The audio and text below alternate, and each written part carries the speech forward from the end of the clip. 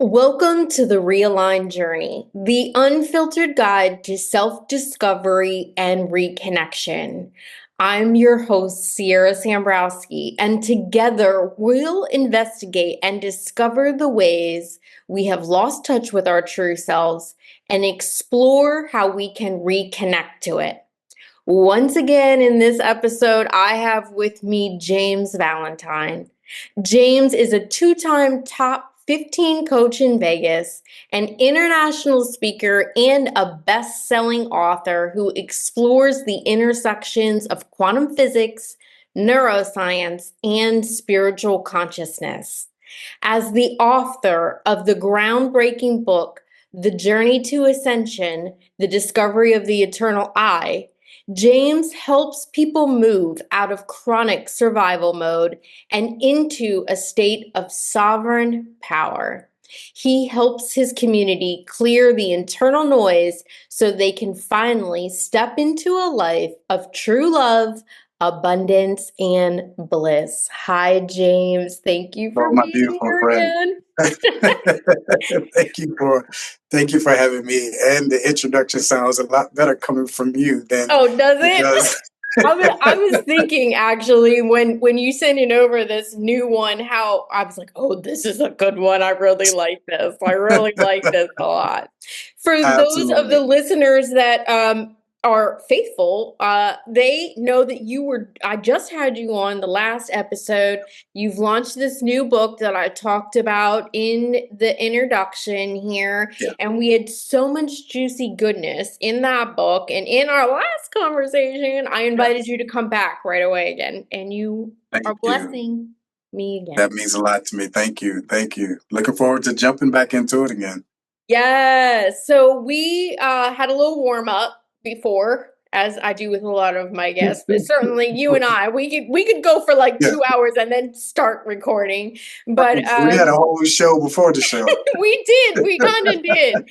So we'll see where our conversation today takes us back into. But as we were getting started, I right away heard from Spirit when you brought up the topic around talking about where our thoughts come from. And for me personally, this has kind of been a big theme in a lot of like the little videos and conversations that I've been having. Yeah. So I want to start there. Yeah. And it's something that I've been exploring lately, and now I use it as a measurement. And those who are listening, watching, will be able to kind of measure it in the same way.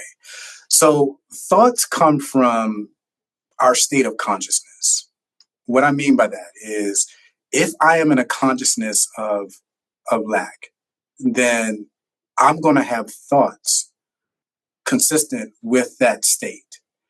If I am, feeling like life is amazing, and if I'm in a state, because I want to be clear about that. I'm in not kind of the physical expression of who we are, but consciousness. If I'm consciously just, life is great, life is beautiful, then that's going to generate the thoughts. That's going to generate thoughts for the character around that. And I want to also make sure I'm introducing this. When we spoke last, I talked about we are experiencing what we think is the present moment on delay. Mm-hmm. So this moment is not actually happening. This moment, even as I'm talking, has already happened. We will never experience the present moment. The present moment, it will only be what you are conscious of in consciousness. In other words, it's what am I conscious of? Like in this moment, I could be conscious of being a world-class speaker, but my reality is, or this appearance is me having a conversation with Sierra. So if everything is on delay, and I'm going back to that, I know I talked about that. If everything is going on delay, then the thoughts are in that delayed render, and so thoughts are on. It can be said that thoughts are predetermined. Mm-hmm. I believe I'm thinking this in real time. As the character, I believe I'm thinking this in real time. but it's really an effect. My thoughts are an effect of the state of consciousness that I'm assuming. So the other part, I just feel like this is so important for people to get, that the version of you who's having maybe self-sabotaging thoughts, maybe negative thoughts, this isn't going to work out. Why did they do that? This always happens to me. In that it's showing up in this delayed render, it has nothing to do with the actual you and consciousness. This is an effect. This isn't this is an appearance, as we talked about earlier. This is an appearance. This isn't the truth. So whatever I'm conscious of is the truth. So the moment I may see something in my reality, like I may pull up my bank account and it doesn't look like how I want it to look, that's a part of the delayed render. That's not part of the present truth. The present truth is whatever I'm conscious of. So I can attach my identity to this appearance of a bank account that doesn't look like I want it to look like, or I don't need to attach my identity because it is my identity of whatever I'm holding in consciousness. That belonged to a different James who held that state of consciousness. It doesn't apply to whatever I'm conscious of being in this moment, right? And so going back to thoughts, thoughts is just part of the appearance. Thoughts are just part of what I was conscious of at one time. But if I'm seeing this and now I'm reacting to it, it's on loop. I'm going to continue to have these thoughts, which means I'm going to continue to have these experiences that match that thought of, oh, this isn't working out, or, oh, I just can't never seem to get ahead. That's a state of consciousness. I can't seem to get ahead is a state of consciousness that outpictures as that experience. Mm-hmm. At some point, and we talked about breaking patterns, at some point, we got to be able to separate the appearance from the truth. But yeah, just when we're talking about thoughts come from whatever you are conscious of being. You're going to have the appearance of thoughts consistent with what you are conscious of. But even the appearance doesn't have to be what you are conscious of in this now moment. I hope I didn't, mess people up with that. But whatever you are thinking as an appearance doesn't have to have anything to do with what you are conscious of now. Hopefully that makes sense to people. Well, I get what you're saying, but it does seem a little, it's a very, I don't know what the right word is. It feels like maybe it's an intangible concept to people potentially. So I'm wondering, would you say that your thoughts are merely a response to where your vibrational beliefs are? That's a good way to say it, because your vibrational beliefs is, And where so you are whatever the conscious. dominant vibrational beliefs are in you at that time, which you've been calling consciousness. Yeah. I was So gonna say, so let's use it. Consciousness is used so expansively anymore, right? And so I feel like maybe for people listening, like, how do we explain the consciousness that you're speaking of, which is of course the eternal I, right. but that's not always our dominant belief pattern or What's dominant, that? Yeah. where we are vibrationally Yeah. in attunement to. Yeah. And words are I got this from Wayne Dyer. He said you don't get wet from the word water. Right? And really a lot of this is semantics and what speaks to the particular listener. Right? Right. So whether how you phrased it is great. how I phrased it is great. It's what people are able to kind of get their head around. So yeah, we're saying the absolute same thing. So yeah, and really consciousness has everything to do with vibration you're in, and what vibration you're in has everything to do with where you are consciously. Yeah. Right. And so yeah, thoughts will come from where you are vibrationally within as your true self, as your, as your I am self, as your energy, as your frequency that you're in. You're going to have thoughts consistent with that. It can be no other way. So one of the things that I think it is universal in this regard is, if I'm aware of my thoughts are letting me know where I am energetically. Mm-hmm.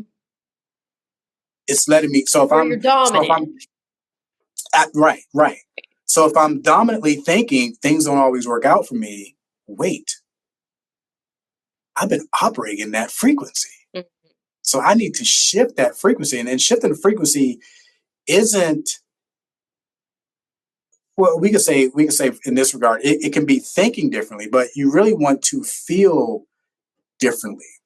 And sometimes that requires a linear period of time of conditioning, right? Because if you've been operating in this space of things don't always work out for me, I always get my heart broken, I never have never have the money that I should have, like that's a frequency that you're in. And now you got to recondition that frequency to, and that's when the processes for some people and techniques for some people come in, that for me, it's really helping you realize where you already are. But Mm-hmm. sometimes you need to feel as if you're doing something, and everyone, but feeling like I'm doing something, because we have been, one of the things we've been conditioned to do is be doers of something. Like there's something I have to do to get to where Mm-hmm. I want to be. When the truth is, all you gotta do is select it and you're there. But I feel like if I meditated to get me to this place, I want to be clear with everyone who's listening, that's the same road I took. I did certain things to regulate my nervous system. I was a big meditator, big on breath work, still enjoy those things here and there. But for me, it was doing something to get to somewhere Mm-hmm. that I already was. Mm-hmm. And at times it takes going through that process to realize you're already there. So definitely encourage everybody to, whatever technique process works for you, don't stop it, continue to do it, maybe pick one up. But the truth is, you're already where you want to be. Matter of fact, I heard this Neville quote, which is big for me, which has always been big for me. He's like, you're already who you want to be. It's your refusal to believe it is the reason you don't see it. Mm-hmm. So we feel like sometimes we got to do things to get to where we already are. Mm-hmm. Yeah. So it is, yeah, yeah, There's multiple things there that I want to touch on, but I'm like thinking in my head, like, okay, which one do we? Let's just stay with the thought thing for 1 minute, because yeah, share with me kind of your perspective. That obviously, like, the whole idea around affirmations and all that kind of stuff is super popular. I mean, and it always has been. I mean, yeah, I don't know if Louise Hay necessarily, she was kind of like the first one back in the 80s that really made and Wayne Dyer, they were together in a lot of ways yeah, with affirmations. But that's the idea of saying the things out loud so that your thoughts begin to pattern what you're mhm, saying out loud. yeah, And the, yeah, the more you vocalize it and say it, or even if you're not vocalizing it, but you're thinking it with intentionality in your head, then your other thoughts begin to shape in that way. This is kind of almost reverse engineering what you just said, right? yeah, About the thoughts being more of an expression of where your current beliefs and identity is. right. Or as So if you as we're or trying as you to said, vibration. Yeah, Yeah. So isn't it reverse engineering then to say, I'm going to vocalize to try and create the thought to try and get the belief to change or the yeah. identity to change? And I would even say even more powerful, that because I'm obviously now I'm not big on affirmations. If I am saying anything, it is to remember. Oftentimes we're affirming to try to get somewhere when you can make that same statement and it be a type of remembering, right? So we can go, I'm rich, I'm rich, I'm rich, I'm rich, I'm rich. Or you can go, I'm rich. Like it's remembering that you are that, Yeah. as opposed to trying to. So for me, the more powerful thing than affirming through words, and this is just basic science or knowledge. We know that words is only 7% of communication, Mm, that's a and good and point. that tone and body language make up the 93%. So I want to embody stronger than my words. Matter of fact, I don't even have to say anything.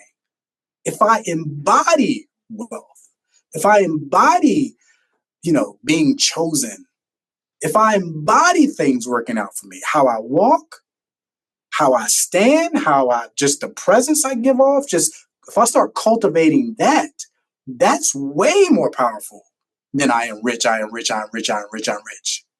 Way more powerful because Way more you're physical, because now you're actually changing your vibration and you're actually stepping into that energetic feeling which is driving everything else. And also, just to go to that point that you were talking about, oftentimes the what I would say is forced powerful. visualization, vision boards, affirmation, all of that stuff, even praying for those that, want to pray.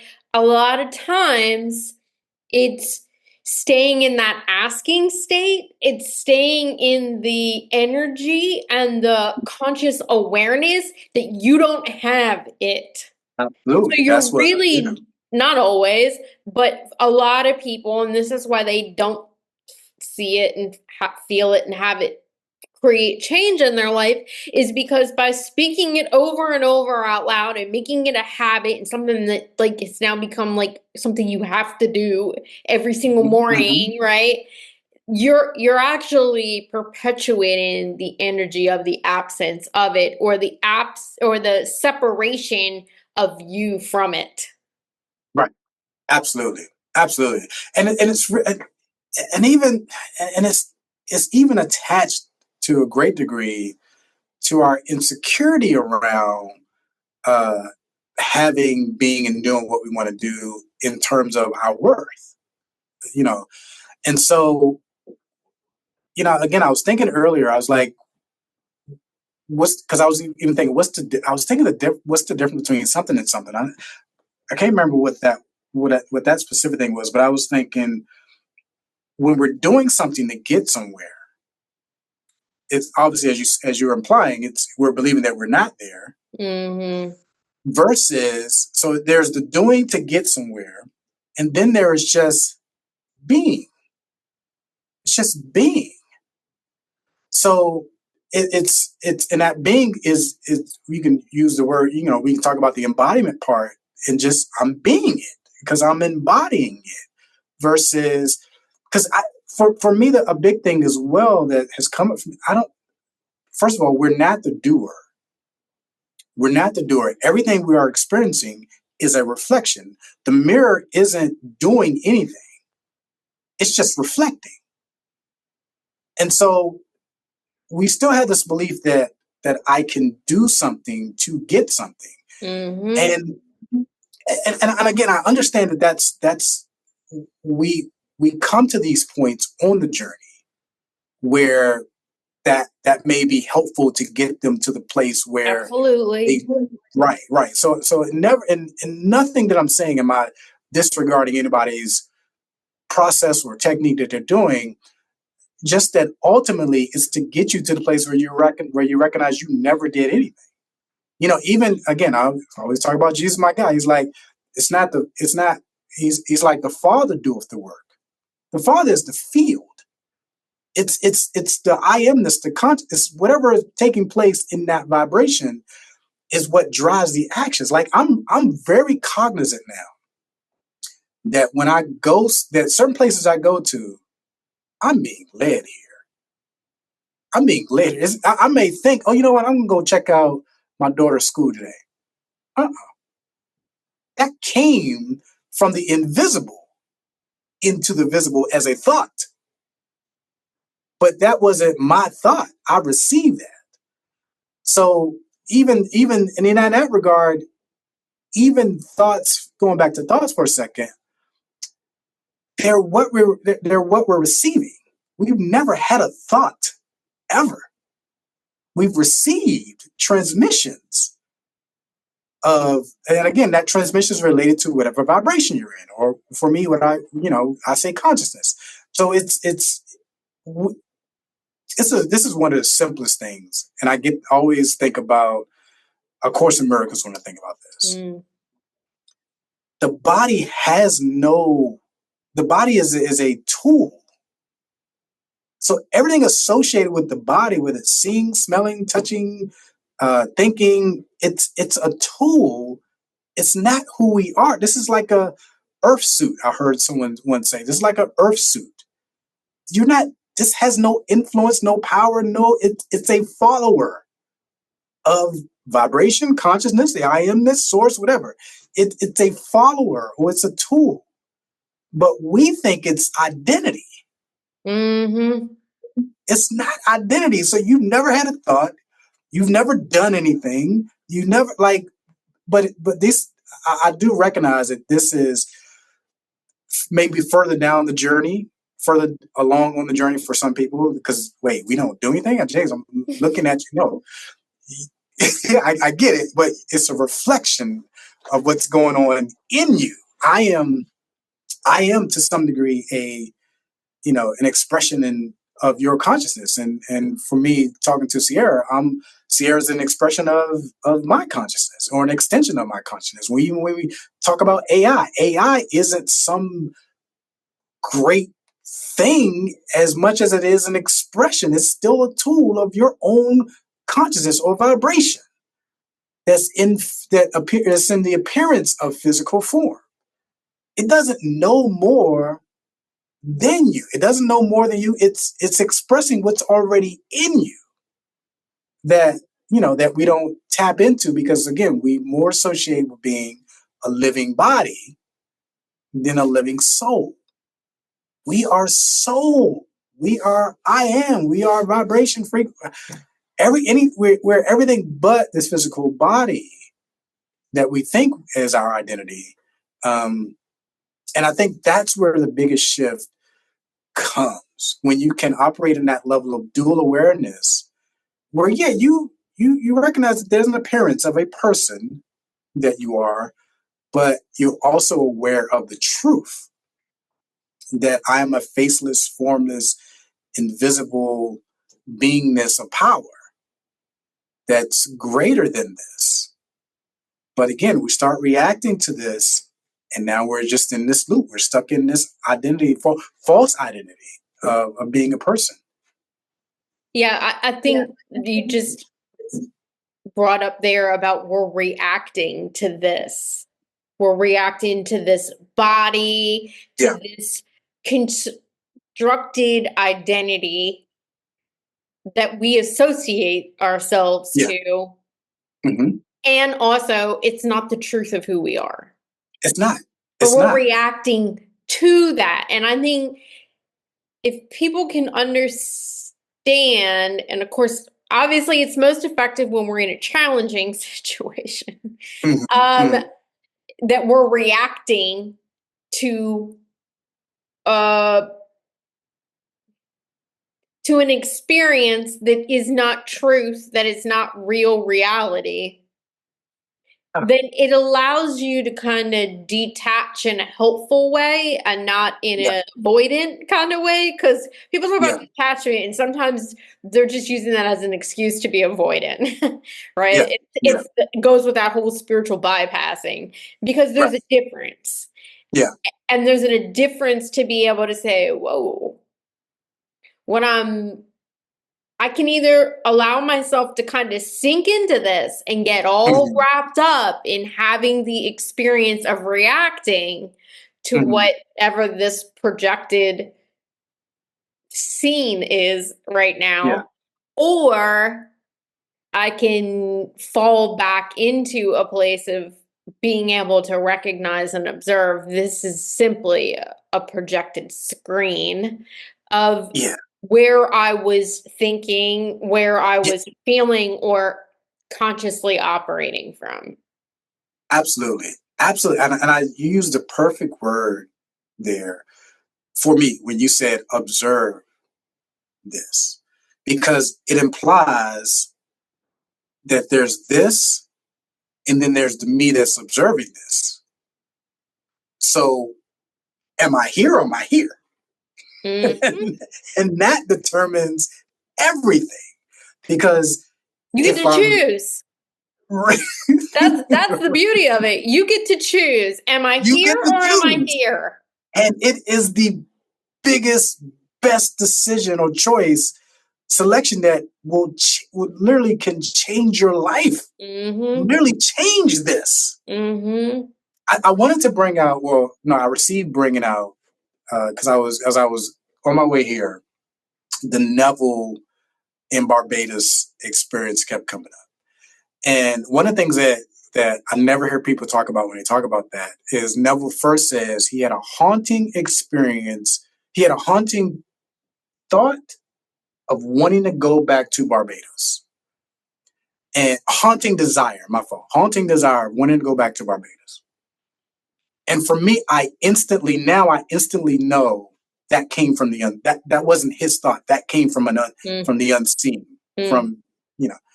And I love I love hearing that story over and over again. I have it saved and different versions, different people talking about it, him talking about it. Just listen to that over and over again because it's so freaking rich. And so obviously the story goes, he talks to his mentor Abdullah. I want to go to Barbados, and Abdullah's like, you are in Barbados. I almost got to pause right there because that is where I am consciously. What we were talking about um, before we hopped on, Mm-hmm. because it just exemplifies the fact that you are where you are in consciousness. Mm-hmm. Abdullah was that, and that's what Abdullah was trying to. The message he was trying. He said, "You're already in Barbados. I'm already in Barbados. You're already in Barbados." He didn't see. He was focused on this. And so he gave him the instruction to, obviously, when you go to bed, before as you fall asleep as if you are in Barbados. See everything you would see while you're there. Because what you are conscious of is the truth, not this, until you start reacting to it. Because you react to it, it becomes part of your vibration, it becomes a part of your frequency, it becomes a part of your consciousness. But if you are able to put some space between the appearance of this, and really it's not dismissing this, it's really pulling any kind of emotional attachment to this, good, Mm-hmm. bad, or indifferent. Exactly. So we're not saying you don't see this, we're not even saying, I sometimes use the word ignore, but we don't even have to say ignore, it's there. Yeah. But I'm in Barbados. And sometimes I will even say that about certain things. I'm in Barbados. Like, this is nothing. I'm in Barbados. But I understand, because I even started reading. Okay, Abdullah was somebody that was versed in the Kabbalah. Let me read some more about the Kabbalah, stuff like that. But my point is that where you are conscious of being is where you're at. And even Jesus, my guy, he said, um, "In my Father's house are many mansions." Many mansions is states of consciousness. I go to prepare a place for you, meaning where I'm going in consciousness, because he's not talking about himself. He's talking about the I amness. I go to prepare a place for you, that where I am, you may be also. In other words, what I am conscious, where I go in consciousnness, will be where I am physically, will be where I am in this appearance. But I have many selections and states and infinite, because I always used to look at that as, even as a preacher, used to look at that as, how do you fit a mansion inside a house. Like maybe this in my father's mansion, there are many houses, but the houses are just states of consciousness. I mean, the mansions are just states of consciousness, and wherever you go in consciousness or wherever you start vibrating at, that is going to be what renders or expresses itself. So you can be, so where you are conscious of being, whether you are feeling or whether you are embodying, that's the truth. That's the truth. And again, that story, he didn't entertain anything else from Neville, but you are in Barbados. And of course, the attachment to that, and you went first class. And it was like Neville couldn't understand it at first. And it's the same way with us. If we take even that mindset that I have, whatever it is you want to do, be or have, I have that. I'm not entertaining anything else, but I have that. Even that will cause you to see your life shift and change in a way that you could have only ever imagined before. Yeah. And I think that there's real importance to being able to not just think that thought, but to have a deeper sense of being able to connect to it from an embodied or a feeling place, right? Because again, I think it's easy for people to say, "Oh, so you're saying I'll just keep visualizing it and then that's what's going to happen." But going back to this same point, like, but there has to be this part of you, even, and it can be just the slimmest, tiniest piece of you that for a split second can actually allow yourself to feel what it feels like to be in that moment, to be in that place, to be in that kind of experience or whatever it is that you're desiring to create in an outward way. It's definitely circling back, and like Abdullah told Neville, like see New York from Barbados. Neville talked about walking the streets and all. So it's getting into it's immersing yourself in the experience of it, which is obviously feeling it. Because So it's not immerse, you just use that word immerse, and that's the difference. That's the difference mhm, between just kind of like doing forced visualization of something and allowing yourself to actually like immerse yeah, yourself into what does it smell like when I'm there? What does it sound like? What does it taste like? What does the air feel like? You know, whatever, whatever, whatever. And yeah. That's even that's if you very can do it for a second. yeah. That's the key, and that's very important. And again, it goes back to: am I doing something to get something, or am I there? Am I Exactly. being it? And that's that's how I define the difference. Am I visualizing or meditating or affirming or scripting to get somewhere that I really already am? I just need to be there. Or am I just being there? Am I in, like, for me, when I go to that place, I'm there.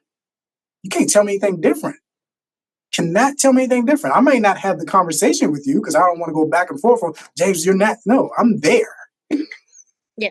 So, and yeah, because I'm immersed in that experience, and it's not a, and some people, it's the process is they got to close their eyes or block it. I do it with my eyes. I'll do it all throughout the day. Hmm.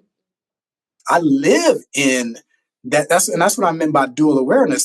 There's the truth of you who's there, and then there's the appearance of you who appears to be going through the unfoldment of getting there. Mm. And which one are you focused on? Explain that. Yeah. That's a good way to Uh, explain the unfolding, yeah. which is that again, it's so interesting to have conversations with somebody like you because you and I both know that everything is contrived and it's Mhm. like the construct of time. So there doesn't need to be an unfolding, just like Yogananda used to be able to like manifest jewels, fruit, whatever into his hand instantaneously because he was able to do that. We're all Mhm. technically able to do that. All It's of us. just that we most of us prescribe to the idea, well, there's a process. I'm gonna have to Mhm. like go to the store and at least buy the fruit, even if I'm not gonna grow that fruit on my own, right? Like Right. but that is not truth. That's not actual reality. It's Yeah. just where our consciousness is identifying. And so it's that operational belief system that we're running off of. Um, one of the things that I've said to people around this concept that you're talking about too, about, Abdul saying like you are there, is that in quantum physics, there is a piece of you that is constantly splitting off with every single desire and thought and having that. So there's this whole other string that's attached to your soul's experience, that is having hundreds of thousands of different projections at this Yeah. time. Yeah. And so for some people, I say to them, like, if it's hard for you to get behind this idea, like, can you allow yourself the true scientific knowledge that there is a parallel version of you that is having this thing right now because you've thought it and desired it to be so. Yeah. Desire is the evidence that Yeah. there's a version of you who's experiencing that. Yeah, and it's for me to simplify it in terms of what does it take for me to have what I want. It's never doing. It's never doing anything. It's always, who am I being? Am I being the person that has it, or am I trying to make? Because being for me is related to vibration, frequency, me, consciousness. I am this, and doing is related to the character, and the character can't do anything. Character has no power to make anything happen. So I agree with you. So how does a person, because look, we can say that, but everybody wants to know what to do. how how do you start to allow yourself to your identity, your human identity, your personality, your ego, whatever you want to call it, to recede enough that you can connect to or sit in the vibration of your I amness, your true being? And that's a good question, because really that's where a lot of magic happens, that you don't have to uh, even even get into an imagination about anything. Like, if you just connect with your I amness. And I used to read this all the time. Saint Germain has a book called I Am That. Sri Narshadagata, I'm sure I've screwed up his name, um, has also wrote a book about I am, and then they would always just talk about, just all you gotta do is connect with your I am, and really it's getting into that place beyond. Um, I guess the easiest way that people can recognize it is the stillness in meditation that they experience, but it's really slowing down life enough, or having life slow down enough, where you can kind of begin to perceive that there's something beyond this body. And once you have that perception of something beyond this body, begin begin connecting with that, and circling back to that, and circling back to, and keep circling back. It's taken me almost 4 years. The gentleman Sri Narshadgata, again, I'm sure I'm screwing. It took him 3 years. It might take me 4. I think it took me longer than him, but 3. But it's continually cultivating, getting back to that stillness. And it is, sometimes the best way you do it is your eyes closed, everything off, whatever. But that's where it's not looking at that or moving past looking at that as something you're doing and start move and it almost draw you into the idea this is who I am. It's not what I'm doing. This is and it grows and it expands from there. And you start recognizing you see certain synchronicities, certain dreams, certain things are, look like they shouldn't have made any sense, but now start making sense, and you recognize you start thinking higher and things like that. But it's just connecting with the stillness behind this, and yeah, that takes stepping back from life a little bit. Mm-hmm. Yeah, Yeah, and it's always an interesting thing because I think it looks different how we make it's about connecting to that, which yeah, allows us to then embody it, and then that way it influences our yeah. thoughts and our experience. And also, we're all walking the walk right back to that, whether you do it consciously and at a younger age Mhm. or not.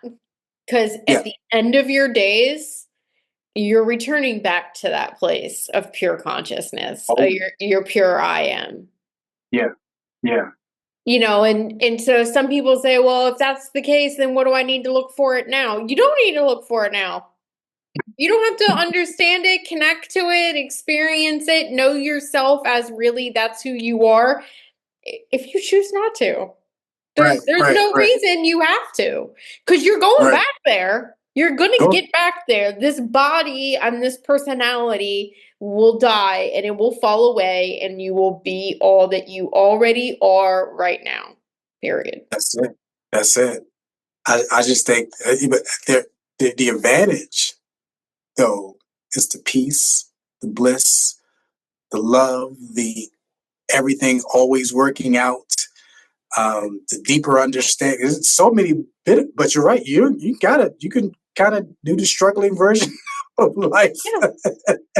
Do whatever you thinking, want. yeah, right. Thinking you got it one moment, it falls apart, and then you don't know what to do, or you can just have that easy kind of effortless experience Mm-hmm. um, that comes Yeah. with the truth. Yeah. Yeah, And I think part of the reframe that's sometimes helpful for people too is to remember that, and you and I were talking about this before we started recording, but the duality of the experience, that in reality nothing is good or bad. Whatever nothing. you have created in your awareness, Right. in your human experience, in the 3D physical experience, is only ever just one more tangent of the capabilities of the divine. Yeah. So to them, it's not good or bad. It's like, oh, you just allowed us to express in a way we haven't before because we've not done it Absolutely. through you in this way. And so there's a Absolutely. uniqueness to that. But nothing's good or bad. No, nothing. And I don't know how much time um I know I also gotta probably run it a little bit, but it goes, one of the things you asked me what did I want to bring out, and I said I want to bring out you can't get it right and you can't get it wrong. Um, you only can get it right and get it wrong when you're identifying as the person, as the character. But when you are able to maybe cultivate being in your I amness where there's no duality, it's you understand that is perfectly everything is perfect and perfectly unfolding. So you know that what you think you might have messed up is a part of the bridge to get you where you want to where you already are, but where you want to experience where you already are. So, and even the dreams I was telling you where it looked like every door was closed and the last second it's exactly what I wanted and more. And so when you really recognize it, it's only the character, only when you are identifying with as the person, the predominantly, dominantly, that, because I remember when I was journaling, I was getting to the place where I was recognizing, wait, I felt so much anxiety and fear, but I was identifying with James the person. But when I'm identifying with my I amness, consciousness, being in a certain vibration, it all disappears. I have a knowing that it's all working out. So it goes back to that selection piece as well. What am I identifying with? Am I identifying with what essentially is the tool, and or am I making the tool into a person, or am I identifying with the truth of who I am? Because that's going to shape your experiences. Because to the character, that's where the anxiety, the fear, and not working out, and what's going to happen, and oh my God, like that's and to some degree that gets to be okay too, It because does. that's the role. Yeah, that's the role that version is playing. Hmm. And I always say it wouldn't be infinite versions if that version wasn't available. So that version is the version that's anxious and like that version is necessary. It's necessary to be a part of the infinite, or else it wouldn't be infinite. It'll be finite and then something.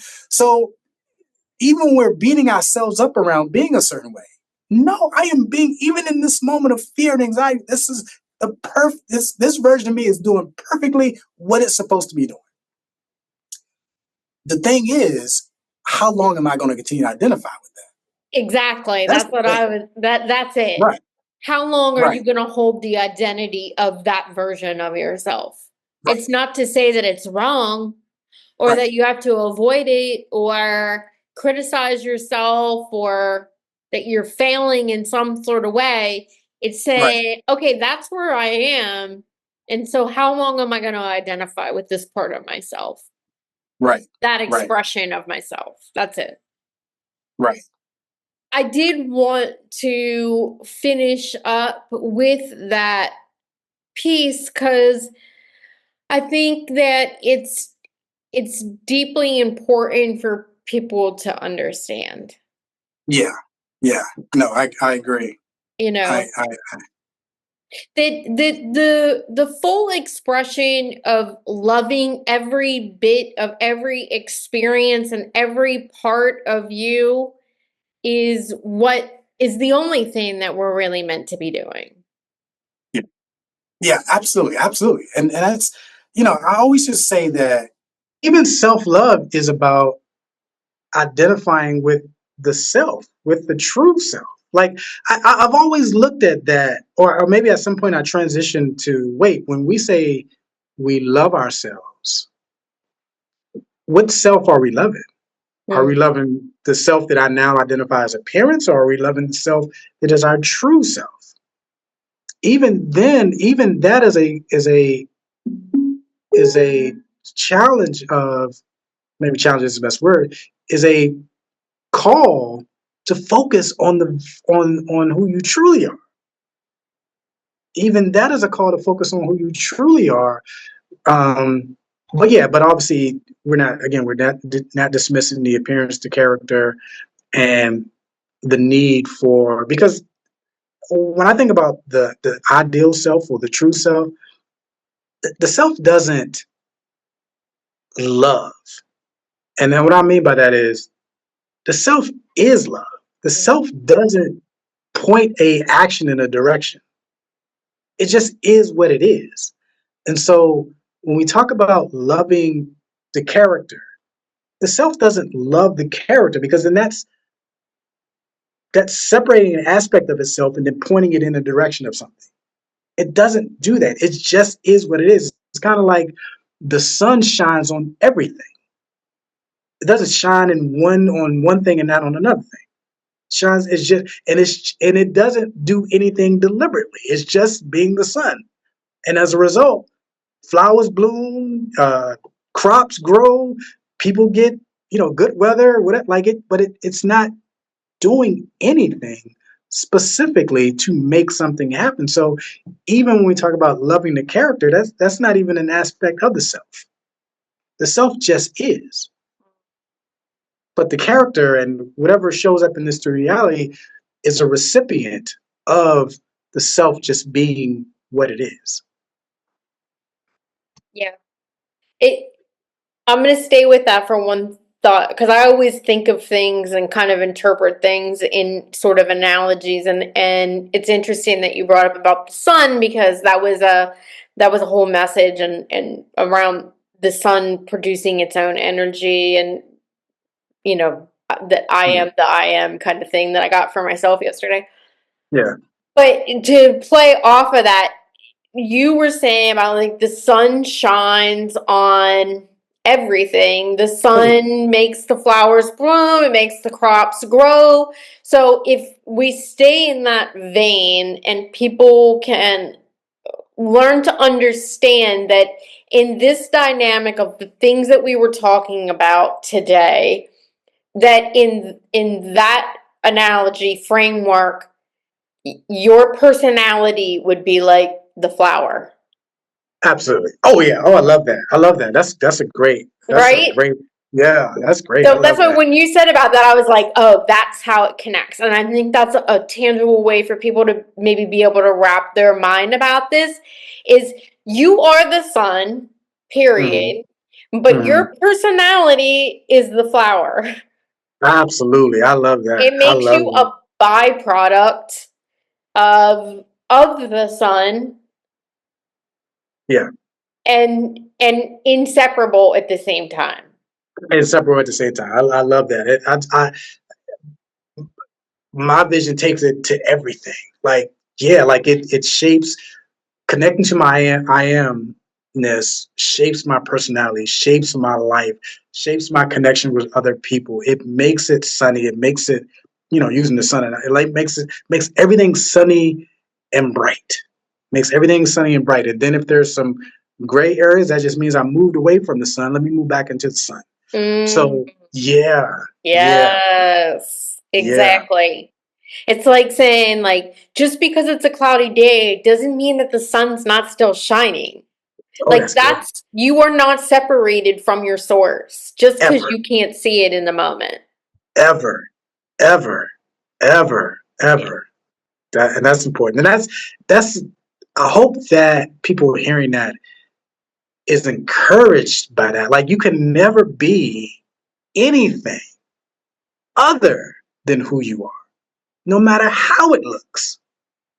No matter how it looks. But you can misidentify with what you're not. So, but even that, you're still even behind that, you're still you, which is a beautiful thing. It is. Yeah, yeah. All right, my friend. I feel like like I said, this felt like a very dense in information Yeah, conversation today, which I love. yeah. And also, it's like there's plenty for everybody to chew on here. So I say, let's wrap this up. All right. I love you, and I always love having you here. Yeah. And Same. I thank you so much for spending all this time with us. Anything that you want to share with anybody about how they can contact you, or I don't know, is your book ready for sale now? Yeah, it's already out. It's on Amazon. It's called The Journey to Ascension by James Valentine. I think I might have saw a book with a similar title. So make sure you look for James Valentine. And then you can find me on most social media platforms with that, with my name. Like it's no such and such coach. It's just James A. Valentine. Okay, perfect. All Yeah. right, thank you, friend. Thank you. And Thank love you you to too. all of the sojourners out there along with us on this journey of this time and day, and until next time.